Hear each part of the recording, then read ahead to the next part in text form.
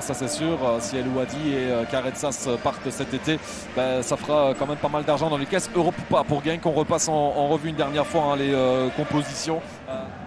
Je suis capable pour jouer vers l'avant. Le centre, pourquoi pas vers la tête de Stukers justement. C'est un premier renvoi cadré sans danger certes pour Rouf. C'est dévié par Aroro. Oui. Et finalement, première séquence offensive intéressante pour Genk et ça partait de tout derrière. Rien à faire quand le centre est de qualité, c'est beaucoup plus facile. La moitié de cette première mi-temps, est-ce que le match est en train de décoller légèrement? Il faudrait en voir un peu plus souvent, parce qu'on va voir par rapport à Genk, voir des deux côtés. Ito. Tenter de lancer de nouveau Kanga, non, plutôt Skoras de l'autre côté. C'est un bon ballon très bien dosé d'ailleurs de la part d'Atsuki Ito. Skoras, le centre vers Kanga et le tir qui partait pas très bien, contré par Kongolo, mais tout de suite la réaction d'Antoise. Et c'est pas terminé avec le centre d'Araujo, repoussé une première fois, ça revient dans les pieds de Daiki Ashioka. Kadri. Attention aussi, qualité de centre, qualité de passe chez Kadri, ça c'est très intéressant. Et le centre qui arrive vers Kanga et l'arrêt de Brugmans. Le premier envoi cadré, le voici également pour Gand. Il était bien plus dangereux celui-là. Très moyen, alors qu'on revoit ici le 1-2 avec Ito, parfaitement joué, le centre en retrait. Et là, Kanga, il joue parfaitement le coup. Il sent le ballon arriver en première zone. Et il faut un bel arrêt de Brugmans. Je vous disais, ça vient de très près, ça vient assez vite. Et pas évident. D'énergie. Séquence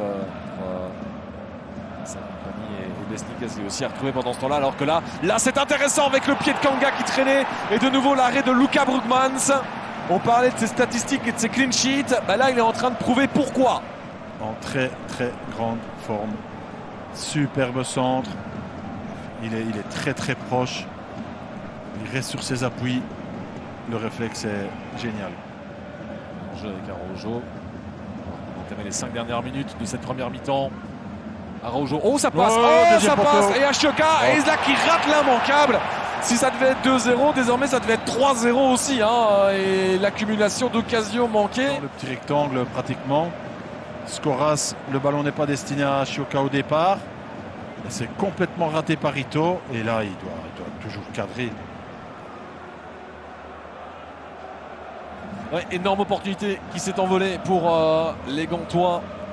Ouais, ils vont le payer cher à un moment ou à un autre. Ces deux vont mettre au-dessus. Stukers, le pied gauche. Est-ce qu'il va parler maintenant? Il était bien botté. Ouais. Titulaire à 5 reprises lors des playoffs. Ouais, c'est un jeune avec énormément de qualité, niveau physique, niveau technique aussi. Je l'ai découvert en Coupe d'Europe parce que j'ai suivi Genk lors de nombreuses rencontres. Sur DAZN, notamment de l'athlétisme à suivre dans les prochains jours. Attention Sonko, première balle et peut-être une balle de but déjà pour Sonko qui fait trembler les filets du mauvais côté. Ça ne passe pas. Et avec un petit peu de réussite, ça arrive. Et avec un petit peu de réussite, ça arrive. Et c'est Mirisola qui débloque la situation pour Genk. 5 minutes dans cette prolongation. Et Genk frappe. Genk met un pied en Europe. Je vous parlais. Omba. Avec Araujo qui tente à distance. Araujo, c'est repoussé par Brugmans. Et c'est pas terminé. Avec quoi? Avec le penalty pour la Gantoise. En 5 jours, c'est la deuxième fois que je vois un gardien repousser un ballon qui est captable. Et ça se termine par un but en finale mercredi soir. Et c'est terminé du coup pour Kongolo. De la Conference League. Et ici, c'est terminé pour Kongolo. Gand bénéficie d'un penalty et c'est terminé pour lui. Le deuxième jaune est logique. C'est absolument logique. C'est une erreur de jeunesse, mais ça risque de coûter très cher. Quelle pression et le coup de sifflet de Monsieur Dante. Très peu d'élan. Important de Vlieger. C'est parti. Et il est parti du mauvais côté. Et donc c'est un but partout. Et ce penalty annonce certainement les tirs au but. Il en faut, croyez-moi. Jeune joueur. Et ce stade a rarement résonné comme ça. Il faut bien rester sur la ligne. Le coup de sifflet de Monsieur Dante. Sonko qui s'élance et qui le réussit. Et alors là, rien à dire. dans cette séance, franchement. Et C'est du attention. 5 sur 5 et c'est de Wanamaker Auguste de Wanamaker qui a l'énorme responsabilité de permettre à Genk non pas d'aller en Europe, mais de toujours y croire. Exactement. Parce que le jeune milieu de terrain de 17 ans, international U18, 4e montée au jeu de la saison seulement. C'est une énorme responsabilité. Énorme. Et en même temps, On a vécu une séance absolument incroyable avec des tirs au but qui ont été bottés de façon magistrale. Pression énorme.